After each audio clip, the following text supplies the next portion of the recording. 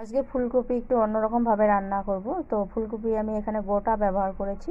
তো তার জন্য যে মশলাগুলো নিয়েছি সেগুলো দেখো, সর্ষে, পোস্ত, আদা, কাজু, কিশমিশ আর কয়েকটা লঙ্কা আছে, আর আছে গোটা জিরে। তো এখানে গোটা ফুলকপিটা সুন্দর করে আমি ডাটা ছাড়িয়ে নিচ্ছি। ডাটা ছাড়ানো হয়ে গেলে ফুলকপিটা ভালো মতন জলে ধুয়ে নিয়ে আমি একটু গরম জলের মধ্যে বয়ল করব। তো বেশ অনেকটা জল নিয়েছি যাতে ফুলকপিটা ডুবে যায়। তো এক পিঠ ভালো মতন করে আমি বয়ল করে নিচ্ছি 90%। আমি ভালো মতন 90% সেদ্ধ করে নিয়ে আমি নামিয়ে নিব। আর এদিকে কড়াতে দেখো সর্ষের তেল দিয়েছি যতটা পরিমাণে লাগবে সেই অনুযায়ী।